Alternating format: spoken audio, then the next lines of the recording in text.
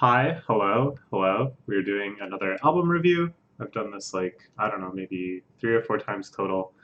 One album's come out that I'm very excited for, and this is one that is maybe my most anticipated record of the year.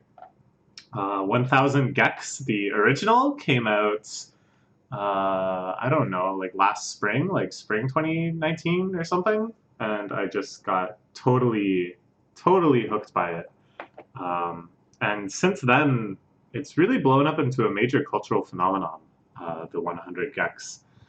It went from being this kind of furthest outcropping of a movement, of a genre that you could kind of roughly define with like PC music stuff, Sophie, Charlie XCX, Caro Caro Benito, all of these artists forming kind of an odd constellation, and then 100 gecs being this kind of extreme point going in some direction of post-ironic abrasiveness and total genre freeformidity. But now it feels like everything else in those constellations that I just talked about has been both blowing up in popularity and centering itself more and more around this aesthetic space that 100 gecs has created.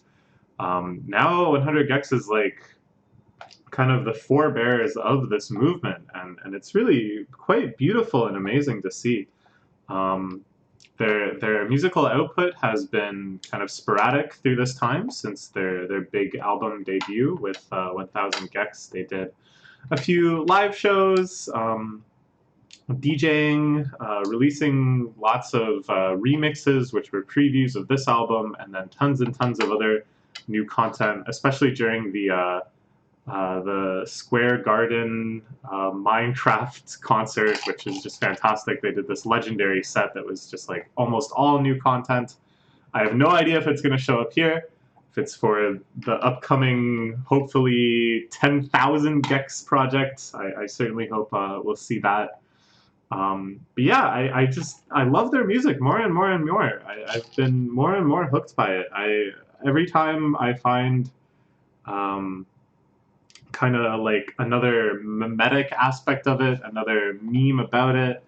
Every time I get to introduce it to someone, every time I get to kind of just relive how crazy and fresh and unlike anything else this music is, I'm completely in love all over again. So as I said, this album has a lot of remixes on it. A lot of them have come out already. Like I think I've heard, whoops, this one, maybe this one. Not this one. This one is like legendary. The Fall Out Boy remix of Hand Crushed by a Mallet. 2 minutes or so have leaked from a live performance, so it'll be exciting to hear the rest of that. I heard this and it's fantastic. Um, this one, of course, probably my favorite of the things on this album that I've heard before. And then we got, I don't know, a lot of other stuff too. Some new songs. I think Came to My Show was played during the Minecraft concert. Anyways, we're gonna listen to it. I'm pretty excited. Um, I guess I'll pull up a Notepad++ document to type some thoughts as we go.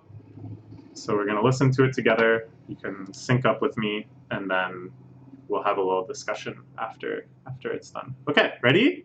I'm ready.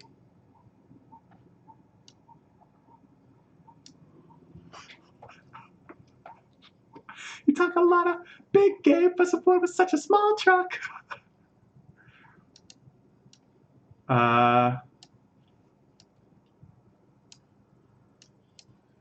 Fucking got you.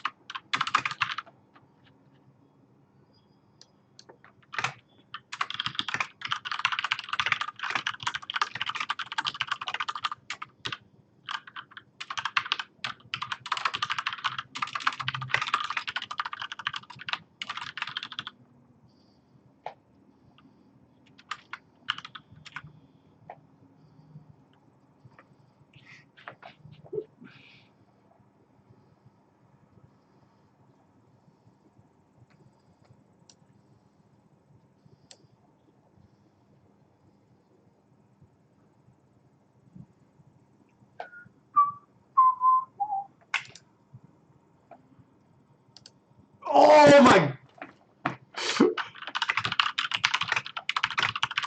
Oh my god.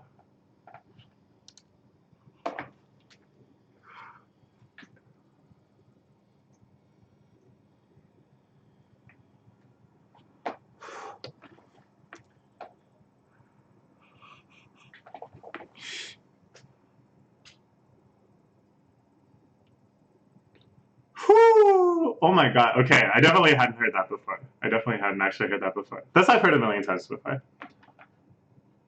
It's hard for me to tell how loud I'm talking.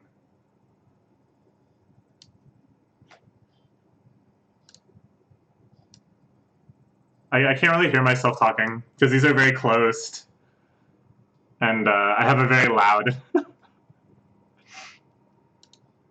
ring ring.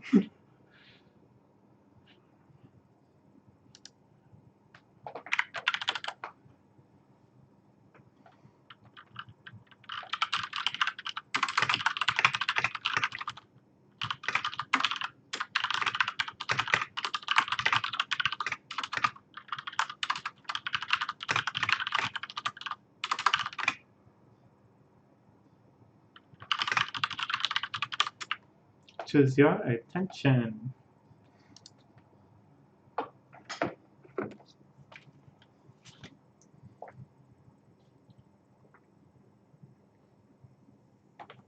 It's all I wanna know. It's all I wanna know.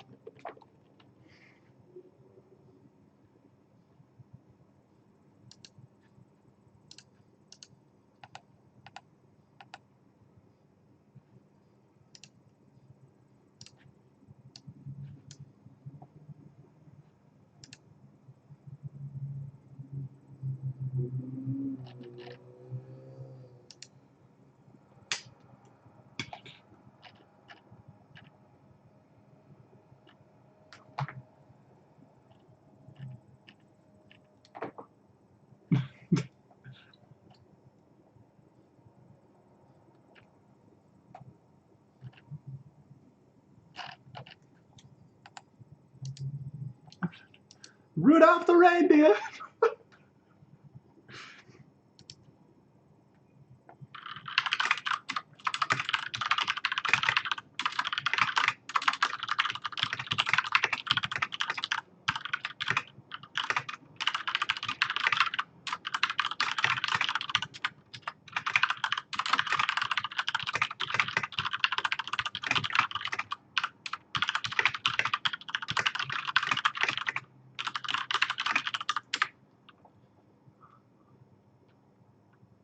Turn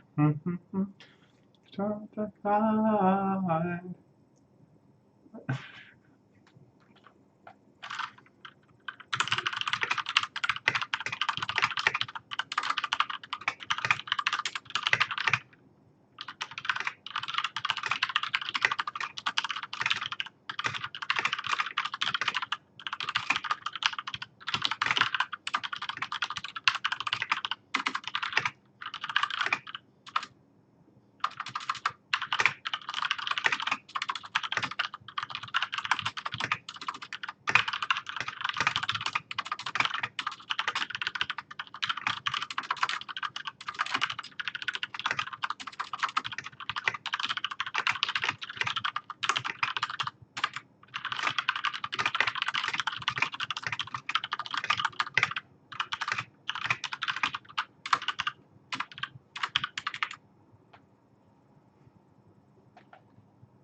Ooh.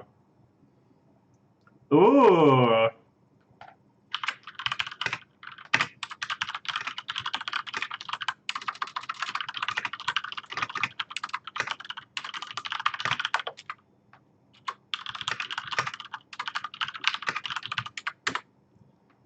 In the morning, yeah. Oh my god.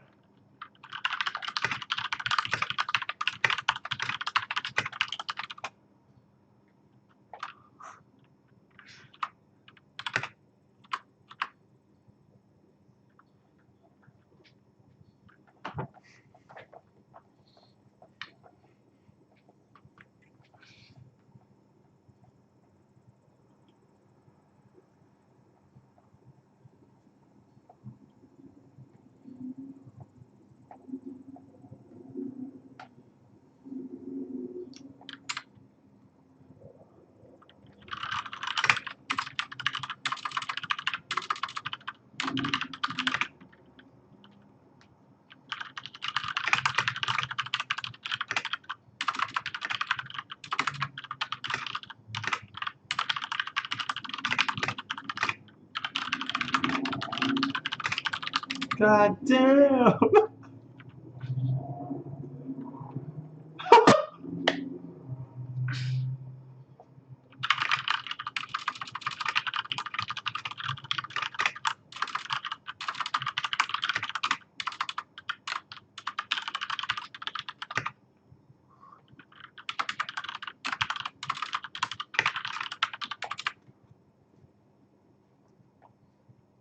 God damn! God damn, though.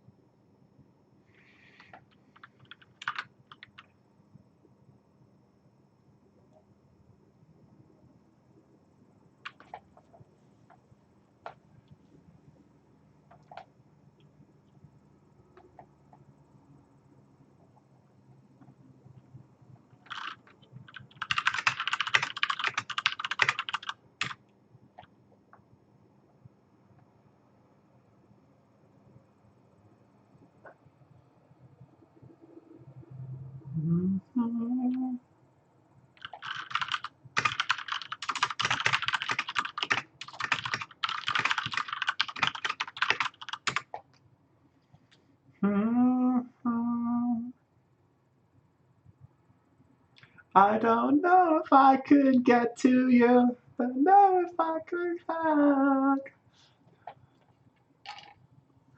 I'm always looking at the throne.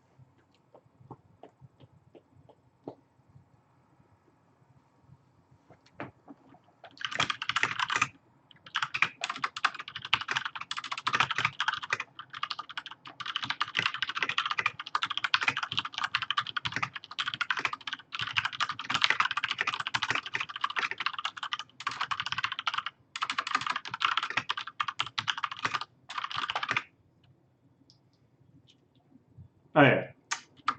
Gonna get to me now. All alone, and they call me on the phone, and I say I need love. Can I get to me now? I say I need love. Can you get to me now?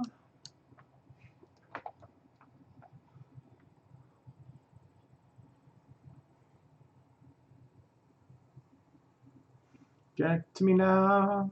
I'm alone, and they call me on the phone, and they say I need love. Can you get to me now? Banger. Good. Ooh, this is crazy. This is probably the most anticipated one that hasn't been released yet. When they played a snippet of it at the live show that made it onto YouTube, didn't have this intro. This is it's pretty crazy. I,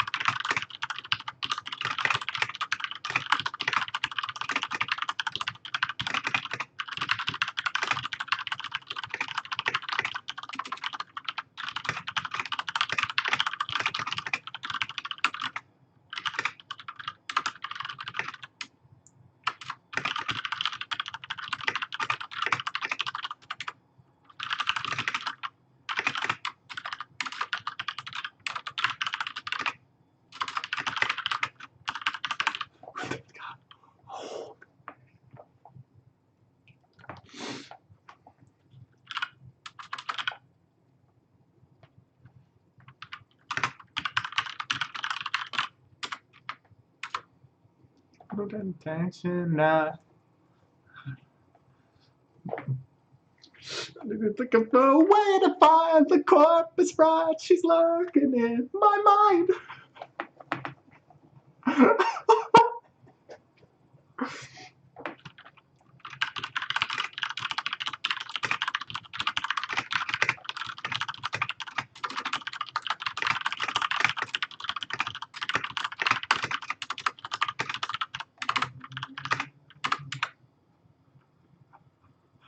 You're just there, mixing in the song. You think it's so sad, you just sing along. You just copy everything we do. If it wasn't me, I copied me too. You just copy everything we do. If I wasn't me, I copied me too.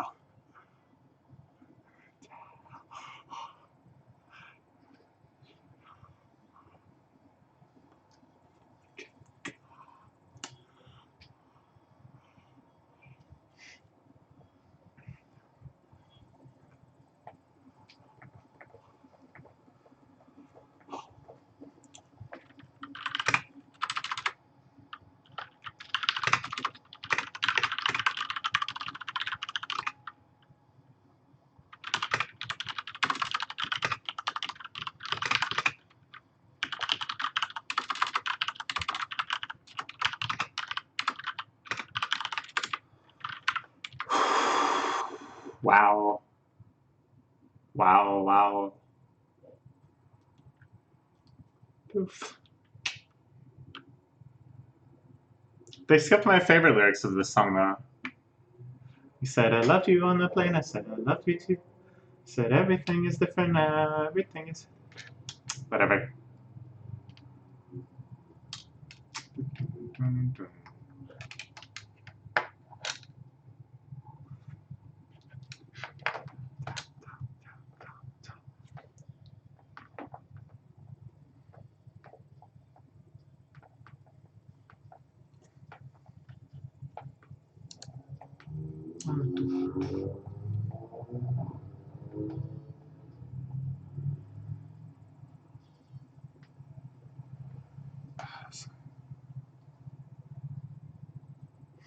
But say what I mean, but I need you. I'd never say what I need, but I need you. I'ma hit the weed, I'ma hit the booth.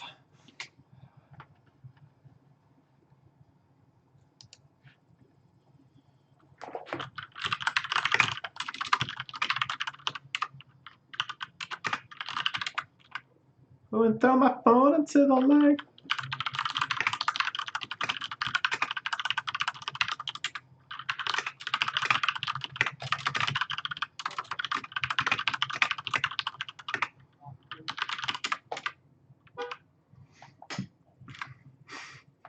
Funny.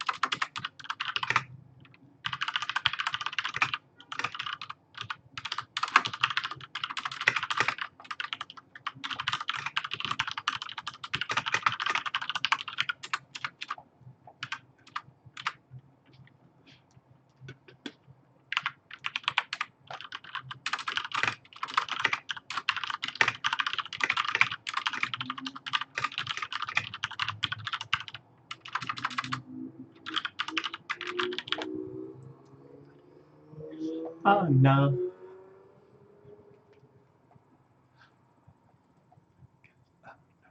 Stupid Dr. Salad. Stupid Dr. Salad.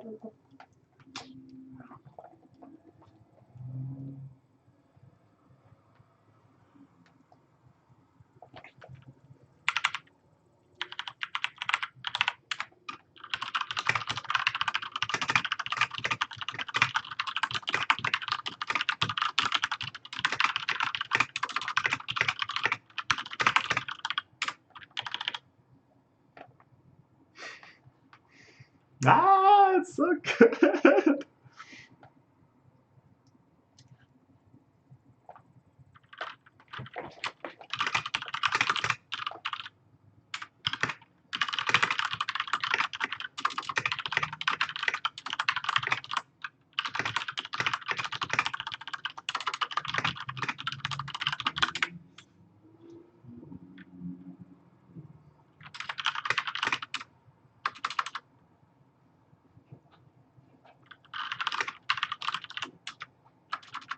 We're gonna get home.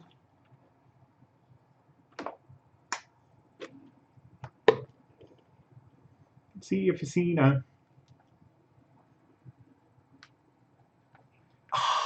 Ah.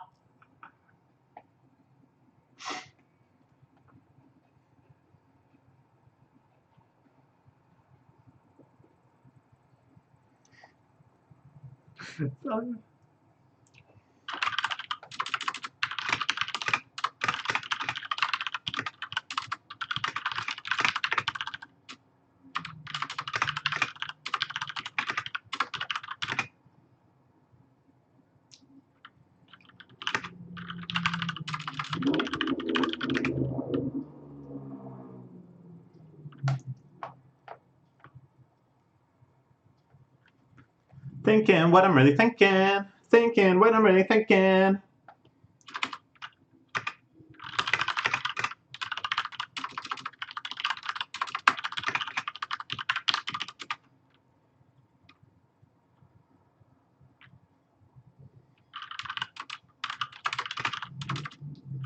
Oh.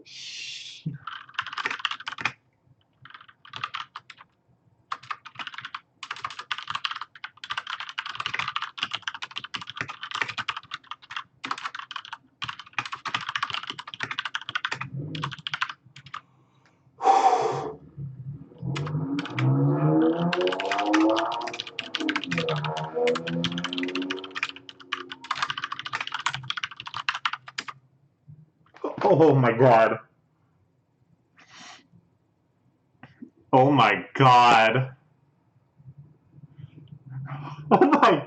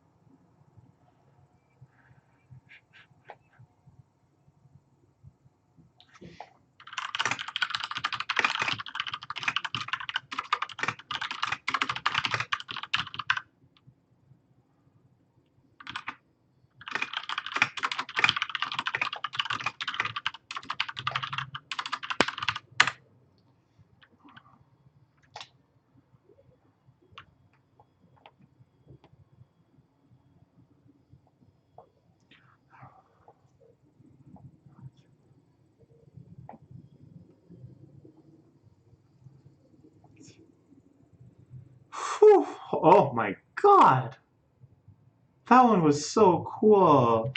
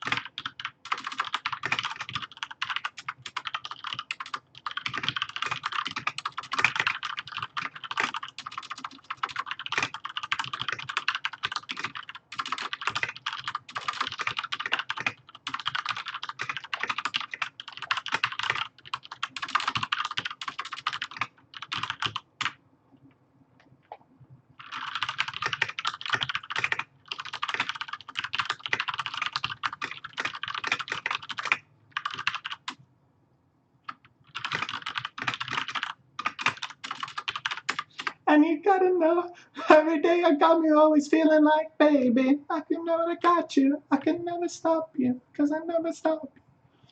Crazy, crazy for you, baby, and you gotta know.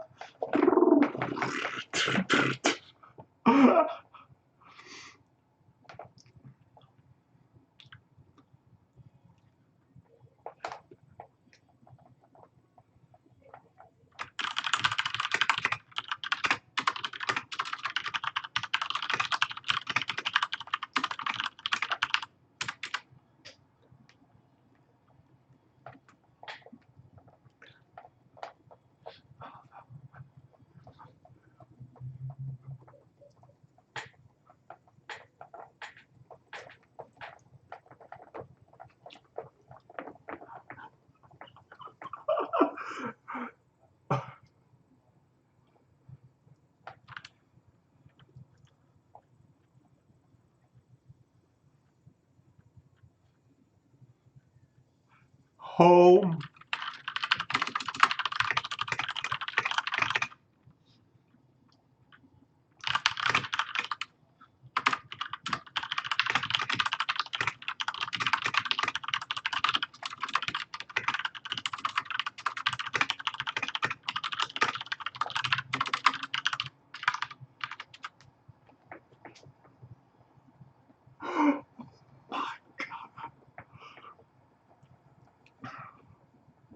Got me always feeling like.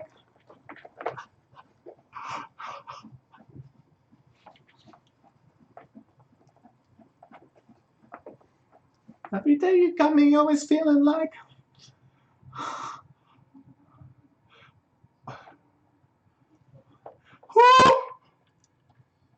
Crazy, crazy for you, baby. Every day you got me always feeling like.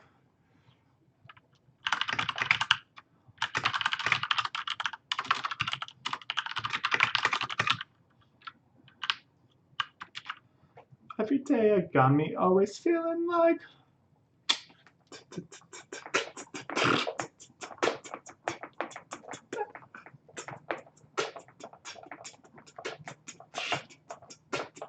Got me always feeling like.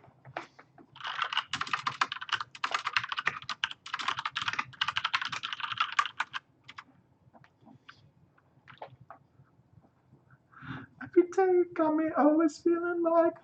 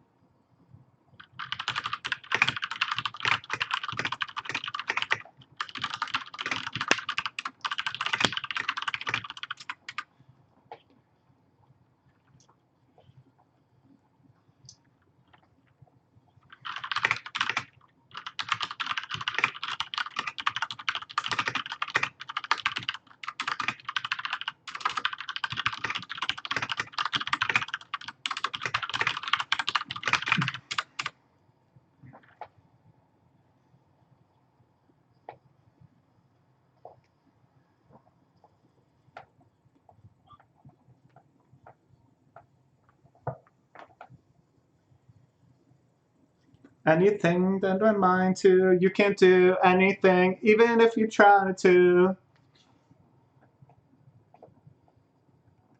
Yeah, cousin, yeah. Yeah. So it's 7:05 in the morning.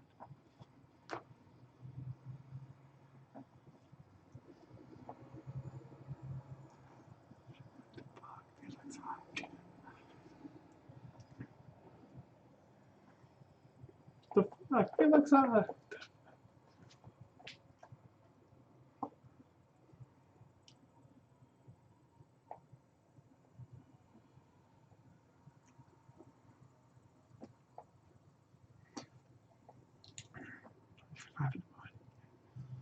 What the fuck Felix hot.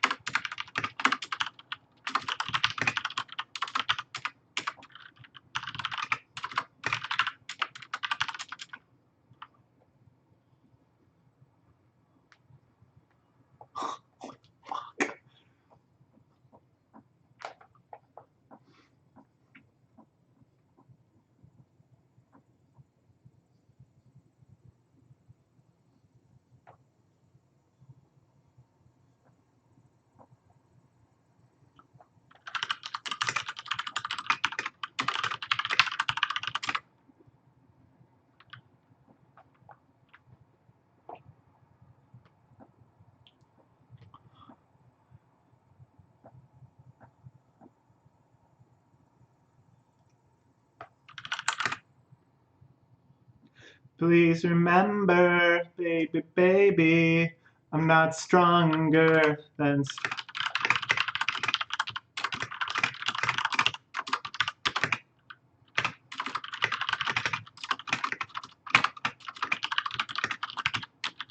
Stronger, not stronger than you.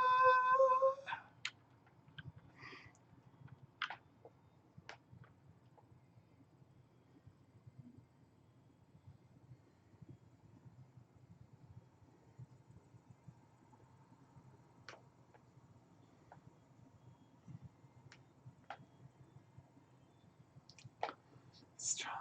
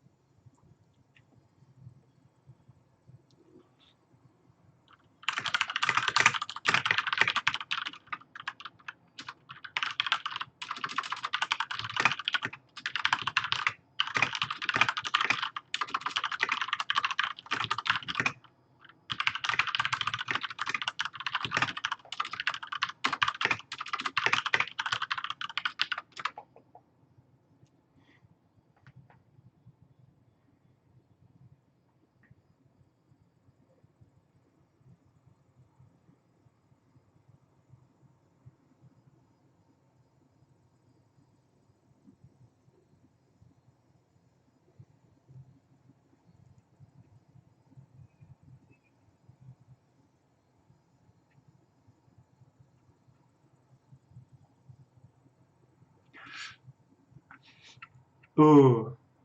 Ooh.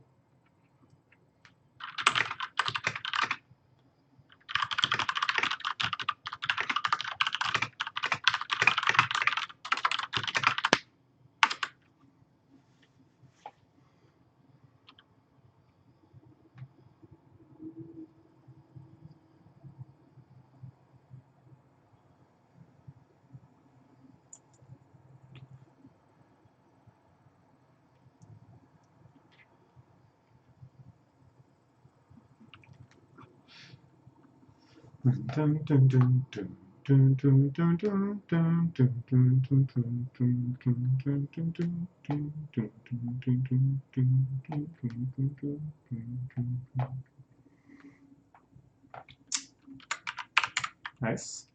Ah, yeah.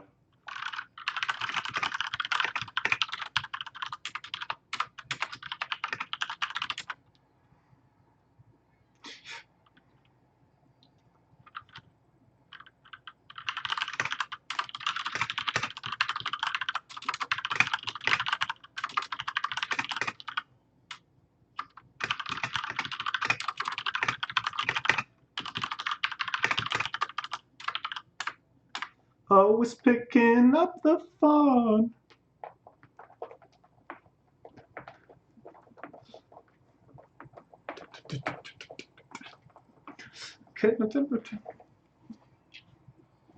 I was getting all alone and you call another phone and I said,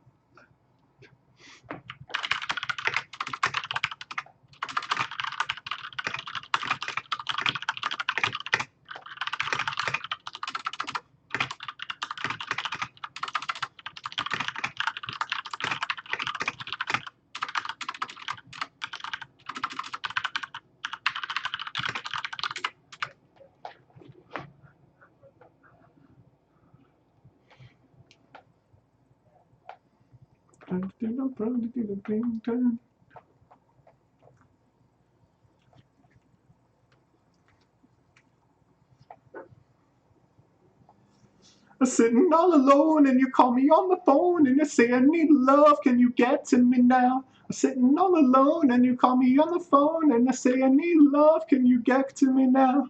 Sitting on the phone and you call me on the phone and you say I need love, can you get to me now?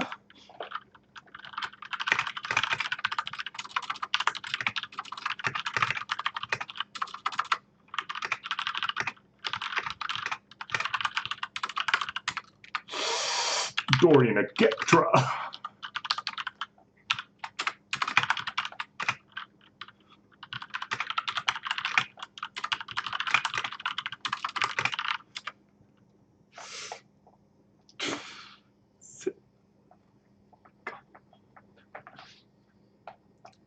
You get to me now.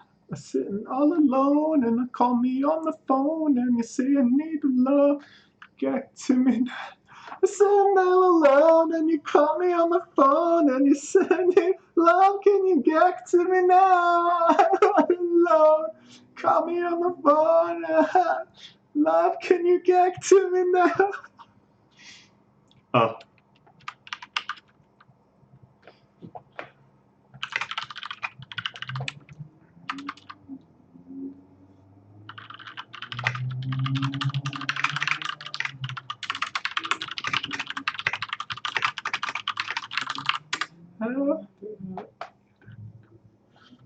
Never say goodbye.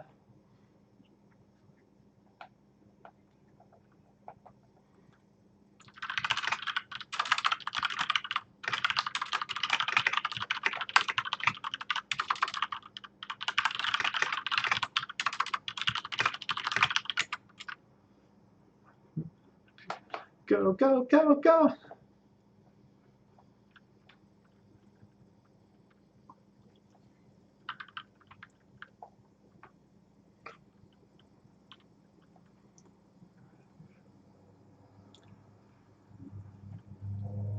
Now, done. You just started making that, and you're looking for a way to find.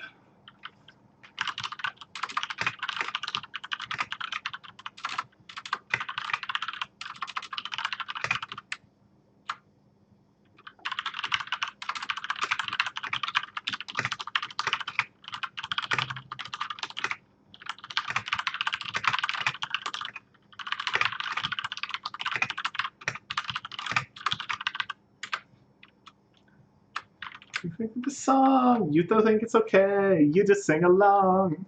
Just copy everything.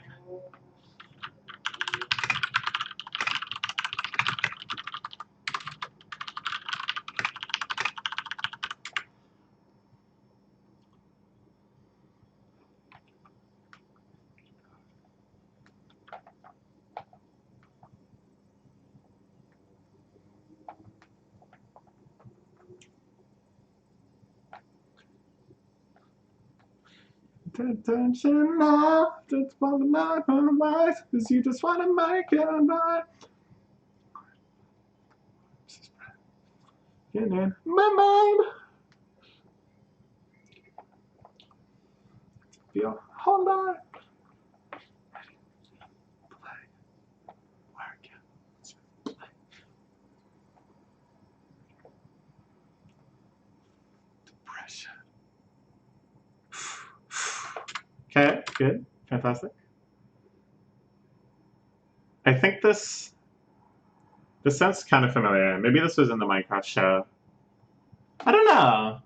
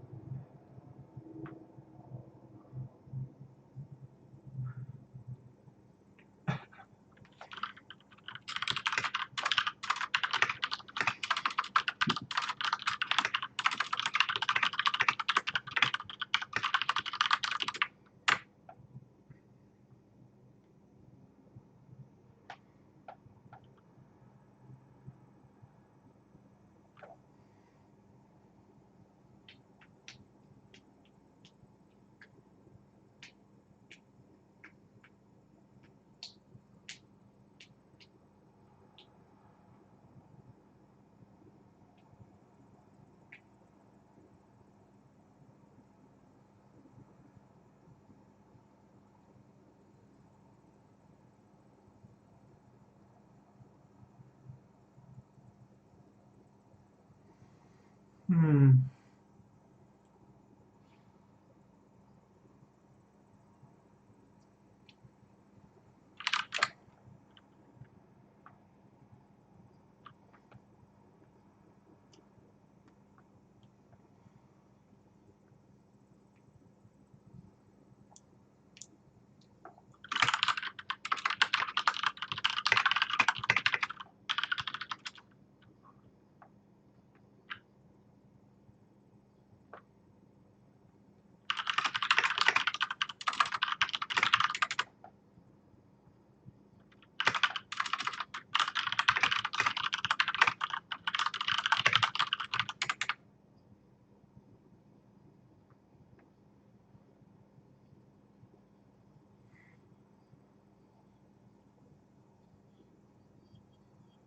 Ooh.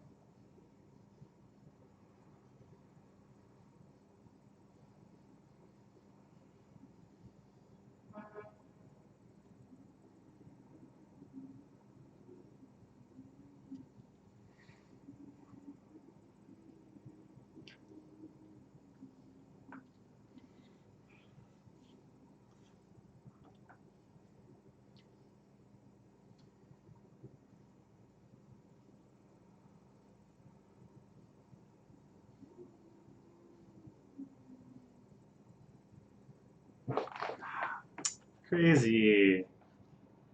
It's new gecs music.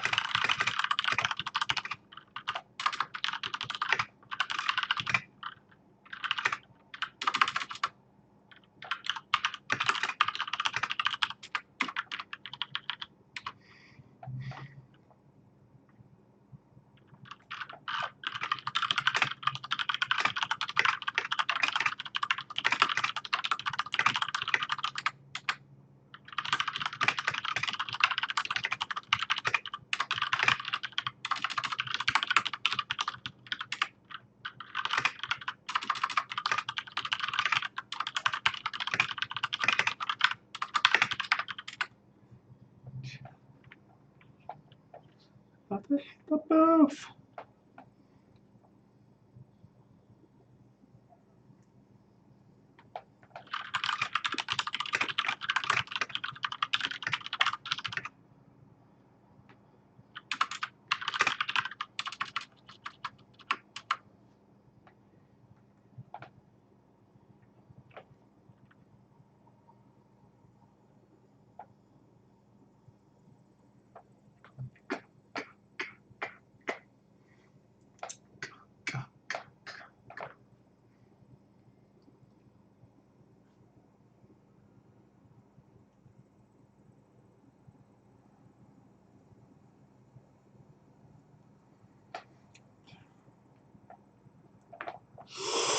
I'ma hit the weed, I'ma hit the booth.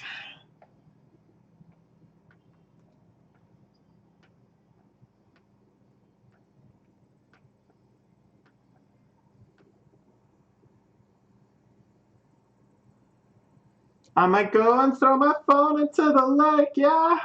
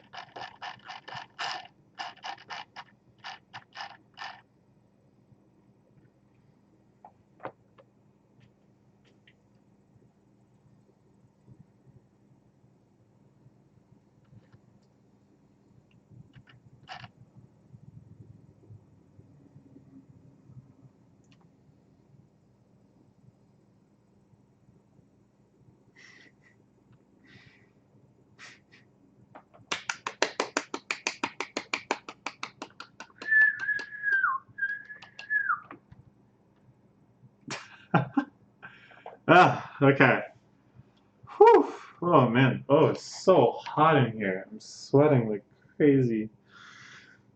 The thermostat I can see says 89. I don't even know what that is. I don't even understand Celsius, but I think it's like 30 or it's close to 30.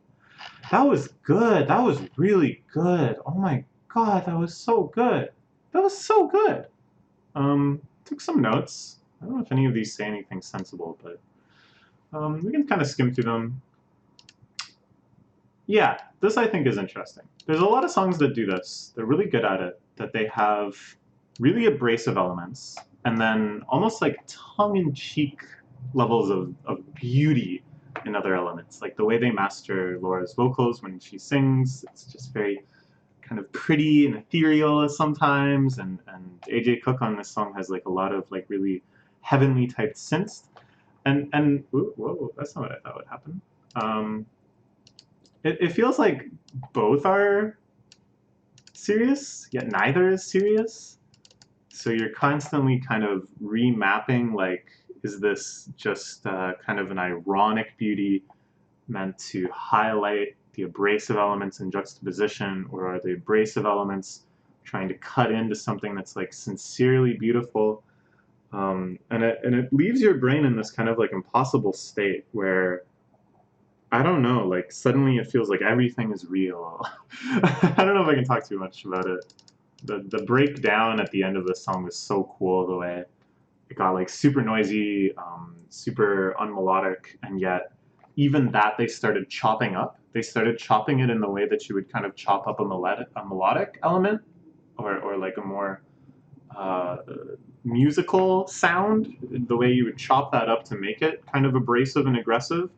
Instead, they were taking the thing that had already broken down into and then chopping that up. I was like, wow, AJ Cook is a genius. The ringtone remix, I mean, come on. I'm sure we've all heard it by now if you're watching this video. It's fantastic. Placed very nicely in this I don't know, I thought a lot about like the sequencing of the songs, and I can't really make heads or tails of it. Starting off with a Money Machine, I guess because it's their most popular song, so they want to like hook people back in. That's what you paid for. And then the ringtone remix is probably the most accessible song on here, like the poppiest, the most radio friendly, so to speak. So it kind of makes sense. But then later there was a few where I was like, why is this before this, for example? Because on the original album, I'm pretty sure it goes this into this. And this one is like a much bigger like deal, I would say. I don't know. We can talk about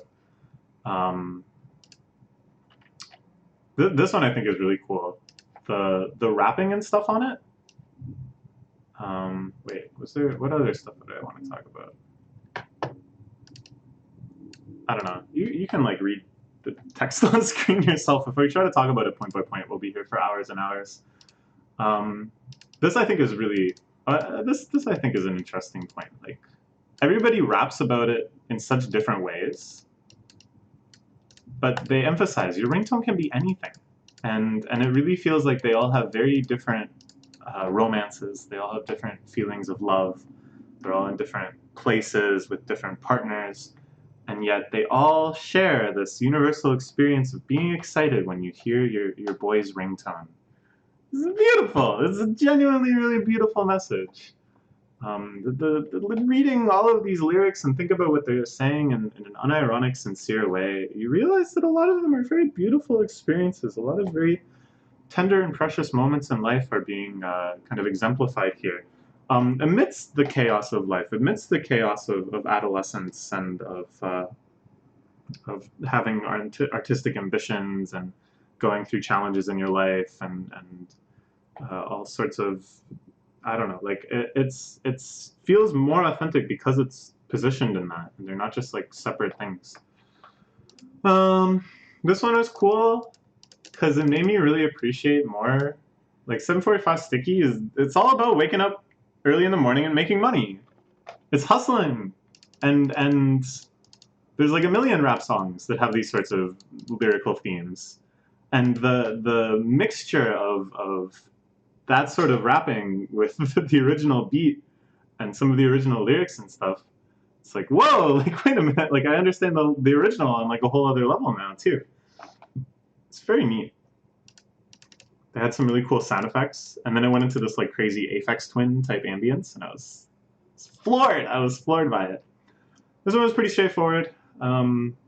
I like that though, that there was a big mix between like really conceptual, really expansive ones with like new performers on them, additional verses, ones that like really kind of elevate it into more of a traditional like song form, and then other ones that like other remixes on here that go in the opposite direction, just kind of highlighting one mode from the original, latching it in even stronger to like a particular genre or kind of cultural context or whatever, and then just going like super hard. Like this is just a hardcore remix, and I like hardcore. I like hardcore remixes of songs I like, so it's cool that they have this sort of thing on the album too.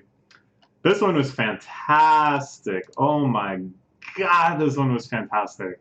I don't even like Fall Out Boy that much. I never had like a phase like that. I was never into like this kind of mall emo. But this made me appreciate it more than I ever have before. Like I get it.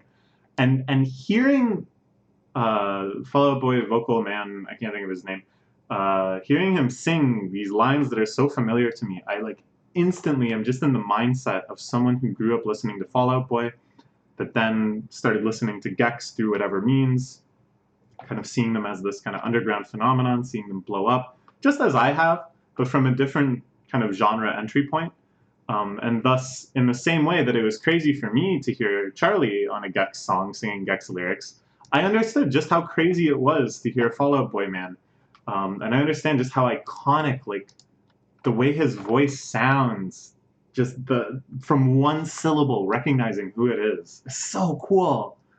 The ending had a part that really blew me away, where they were like cutting up both the instrumentations. Here, I can zoom in a bit. That's a good idea. Then you can read it better in the video.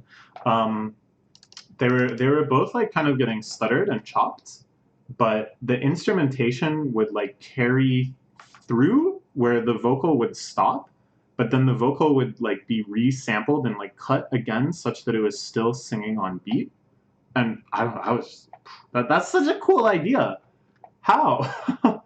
So it was like nicely straightforward. For me, the 800 dB cloud has some of my favorite lines in all of gecs lore. I might throw my phone into the lake, yeah. How many times have you felt like throwing your phone into the lake? It connects with me like way down in here. I'm addicted to monster money and weed. I'm addicted to everything that I see. And then they didn't even include it in this remix, I'm pretty sure. But the opening lines, I said I loved you on the plane. I said I love you too. It's so beautiful. It's so beautiful. Yeah, this one was fantastic. I've listened to it a few times since it was released as like a single or whatever. The whole song has this feeling of like deranged innocence, that it's about, you know, silly horse, betting money on a horse.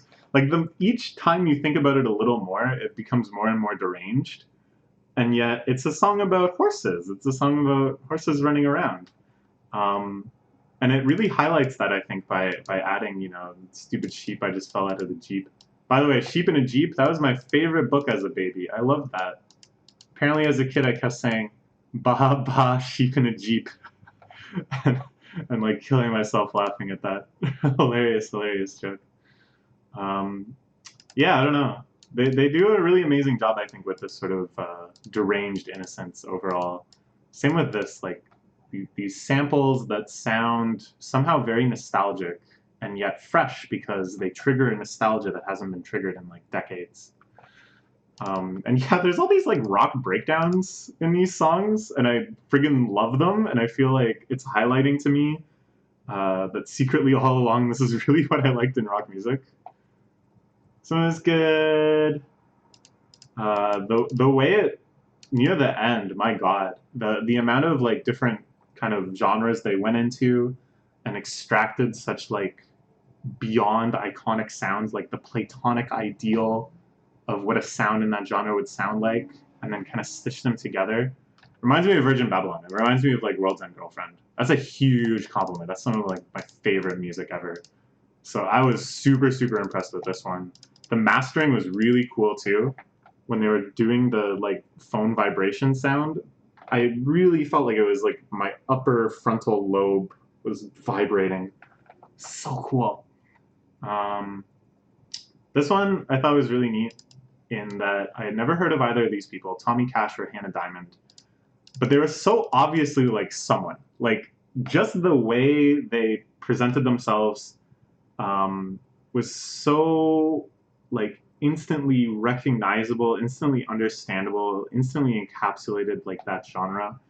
It's like one step even further than the Fall Out Boy one, where like I knew what that guy sounded like. Here I'd never even heard of them, and yet I still had that feeling that if I had been listening to this kind of like Eurobeat house music this whole time, and I recognized these people, that I would I would have that same sensation of, oh my god, they're here on the gecs record. Gecs has made it, you know?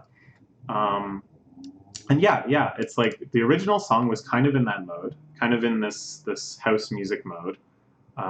Happy hardcore, maybe, I don't know, I can't keep track of all the genre names of like 90s techno, but it was sort of a pastiche of that. And then people who I'm sure are vets of that genre came back and like brought it back into its canon. And oh my god, the breakdowns just near the end just started getting so crazy and cool. Like, my favorite part of the original song is they do some really crazy vocal modulation, especially at the end of lines. They go like, I can't, I don't know. Why am I trying to make these? People invented synthesizers because you can't make these noises with your mouth. And they start doing kind of their own nod to it. And I was like, yeah, you get it, you get it. That was so cool. This one, I think Black Dresses broke up recently. They've decided to stop making music. Maybe broke up is the wrong expression, but I think they decided to stop making music. It was just kind of like too emotionally intense for them, I think, to put themselves out there. I have a mutual internet friend with someone in Black Dresses, I'm pretty sure. I think they follow each other on Twitter. I don't know. Anyways, it doesn't matter at all. I guess I'm just flexing. Despite having this connection and having heard of them, I haven't listened to them too much, but I expected it to sound kind of like this, like very raw, very unfiltered emotionally, and yet with this like real musicality behind it. I thought one thing really cool on this track, they like sample little shots of someone screaming, and then building kind of something rhythmic out of that. The like sharp, precise nature of the scream, just like ah. I'm not doing a good job, but you know, that's really cool. I never really thought about that before. That when you sample vocals normally, it's like more jarring because if your vocals are like a normal kind of syllabic singing or talking, it's not going to have that same like sharp edge that you need for like a real like rhythmic construction of it. Really cool. I was so amazed by the mastering of this track because throughout the entire thing, like elements of the original beat are still very precise and like comprehensible. Even though there's so much like screaming, there's so much noise, there's this like real guttural, dirty noise feeling to it, which is just fantastic. The fact that you can still hear the beat so clearly that it still drives the track forward is amazing to me. And just on the raw level of like mastering, how do they do that? This one was crazy. I didn't expect there to be a remix of Gek Gek Gek. There was like a few songs. Wait, I was trying to remember this. What songs didn't get remixes? I Need Help, Immediately, unfortunately. Gek Gek Gek does have... For some reason, I started thinking, is there another track called Stronger Than You that goes like between these two? But no, that's just actually the second half of Gek Gek Gek. Because I was confused. I was like, is this a double remix when they got into the Stronger Than You part? But this is amazing. They just rapped over Gek Gek Gek, which is cool. I wish that somebody had rapped over I Need Help Immediately. I think this one's a banger too. Both of these, if you like them, you should go check out a record label called Orange Milk Records. Specifically artists like Giant Claw and Foodman. Those are the two that come to mind. But Orange Milk puts out a lot of stuff that I really associate with this kind of music, and it's friggin' sweet. Okay, hold on. Where's my playlist? Farrah Abraham. This one? Okay. My foobar library is screwing up because I'm like in the process of moving my music library from one hard drive to another. So I can't just use this normally. Anyways. Yeah, this one was pretty straightforward. Again, just the mixture of songs is pretty cool. I think if they wanted to, they could have something that feels much more like an album. If they just made it out of like this. Maybe not even this. I don't know. This. They could have easily had like a very album feeling, album length thing. Because this is quite long. Well, it's 51 minutes. But albums are short these days. And I don't know, maybe that would be stronger in terms of like reviews and stuff, but I really appreciate that they opened it up. They went in so many different musical directions for all the different tracks, that they included kind of like miscellany, like these live tracks from Fish Center. So I prefer it like this, even though, you know, the ordering of songs and stuff sometimes feels a bit arbitrary. But yeah, this was fun. I really like this. There was a while where the vocals were pitched up like super, super high, and they were just kind of doing all sorts of stuff. And it was hard to even follow it because the actual beat part was so driving, that it felt like the vocals were just like out of control. Like they were just going off on their own. And I like that. And then there's breakbeat, and I like that because as soon as I hear the amen break, my heart goes ducky ducky. This one is probably my favorite. I love Dorian Electra. I think they suit this song absolutely perfectly, and just the fact that they linked up with gecs is fantastic, and I hope they make tons and tons and tons of music together. I saw another live show that was a charity for like performers in Florida or something. I don't know. I probably should remember because I donated like 50 bucks. But it was a great concert. It was just people doing DJ sets. And each of the gecs, Dylan and Laura, did like a separate set, and Dorian did a set, and they kind of like, I don't know. It was great. It was a lot of fun. Dorian, they started playing like a bunch of unreleased music at the end. That was hype. They just kept like, they would like pause it before a verse started to like, oh, we don't have the clearance yet. Like, you don't know that this person is on the album yet. Like, I can't show you that. My lawyer will get me in trouble. Oh, it was so crazy. But yeah, it just makes so much sense, the connection of these people. Dorian is just fantastic. Whereas the gecs seem to have this kind of like detached, I don't know, plausibly ironic kind of, I don't know, like safe, distanced from the world. Dorian goes super hard in just the full drama of life. All of their music is just kind of normal life situations elevated and exaggerated to operatic levels. And I think this is a fantastic example that Gek to You is just, you know, it's just like a cute love song. Trying to, I need love. Can you get to me now?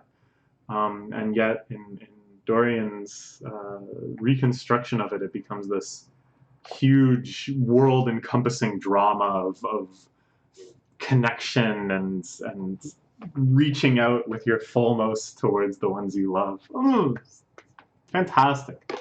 And it really does make me feel connected, because when I listen to the original, I feel pretty lonely. You know, I feel pretty lonely. I wish somebody would get to me now. But this one, somehow they just make me feel so invested in the drama of it, of the breakdowns and the progression, that I feel quite connected to everyone, to so many hypothetical people. I just love the use of gek as a verb.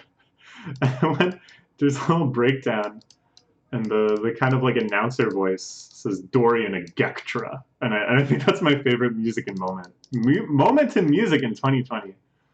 Ah, so good. And then I don't know why this song is after that one. This would be like a perfect finale to like the remix section, and then you get into these like bonus tracks and some live performances. But whatever, this one was good too. I was amazed by this. I think this is one of my favorite parts in the whole original album, is when Laura comes in with the verse, so you're looking for a way to find the corpus bride, she's working in my mind. The transition into that part is so cool. Every time it just like hits me. And the fact that this one is so noisy, it's so like awash of just like a wall of screaming and guitar, and yet in just the slightest way, you can still hear that like clutch transition. Oh, it's so cool. Near the end, there's also like this part where they're doing vocal layers, and one is being screamed and one is being sung. That's cool. I want to hear that more. I think that's around. This one is really pretty.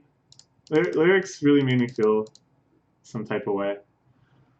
The piano is really pretty, but then this is so Gex fashion that Laura just starts rapping about Minecraft in the midst of all of this, there was a Minecraft rap in the Square Garden concert that I thought was like absolutely fantastic too. I've gone back and listened to that a ton. So maybe that'll be 10,000 gecs. It's just gonna all be Minecraft songs.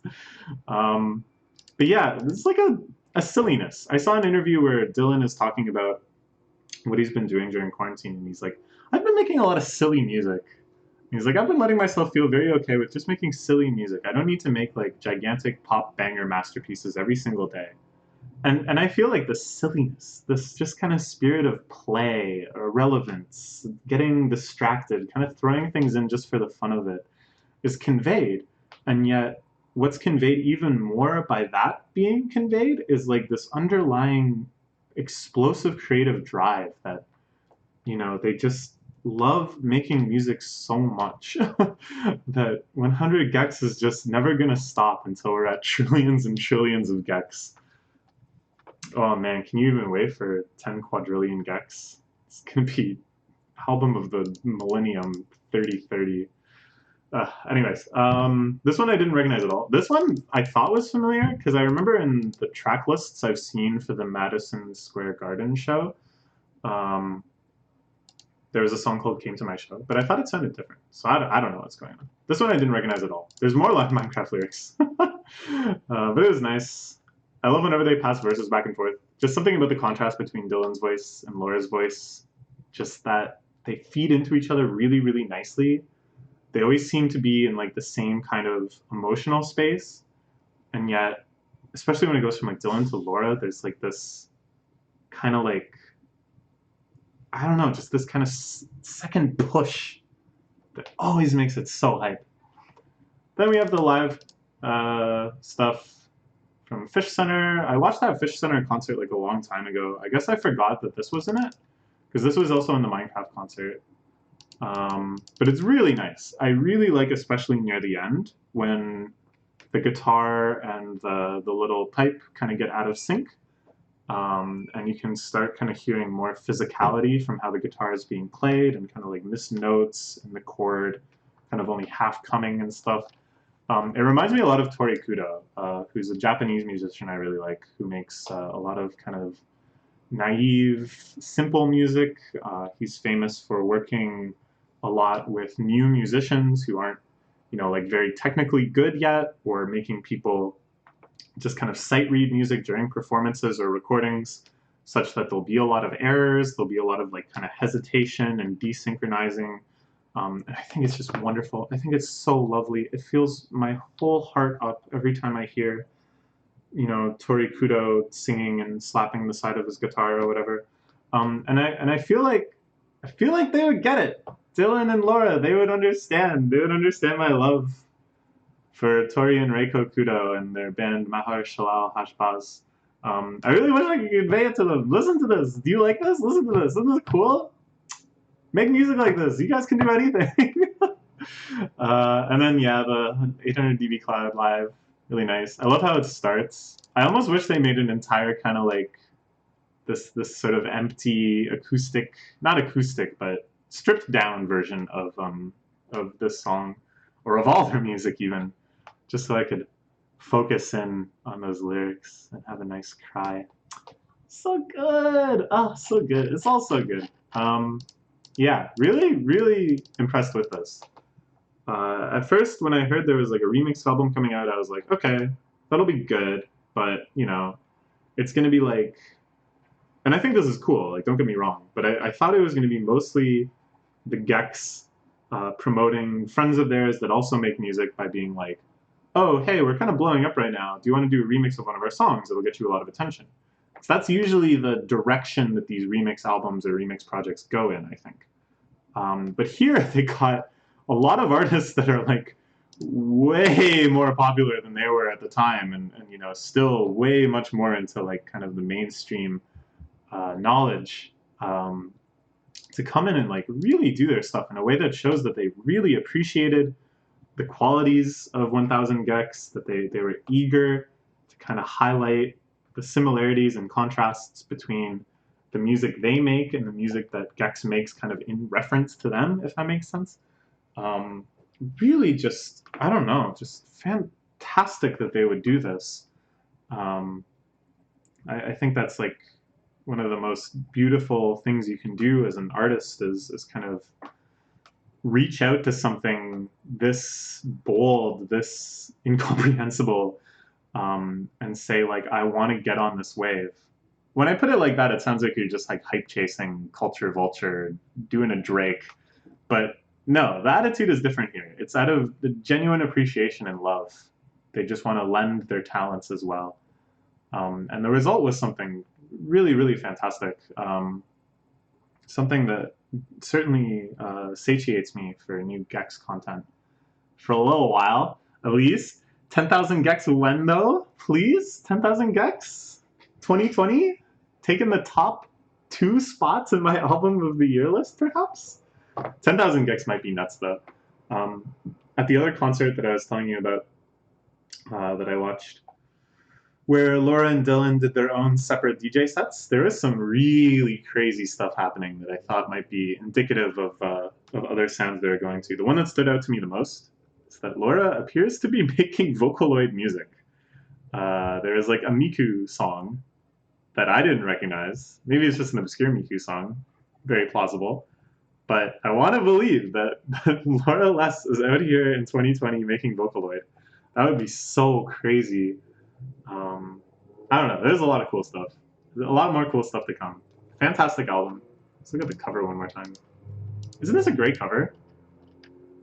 I saw the artist promoted on Twitter. I wish I could remember their name, but what an amazing way to kind of highlight that, you know, the original gecs tree still here in the middle, of course, but we're going to go in so many different directions from here. So many totally different aesthetic moods are going to be evoked. Phenomenal! Okay, goodbye.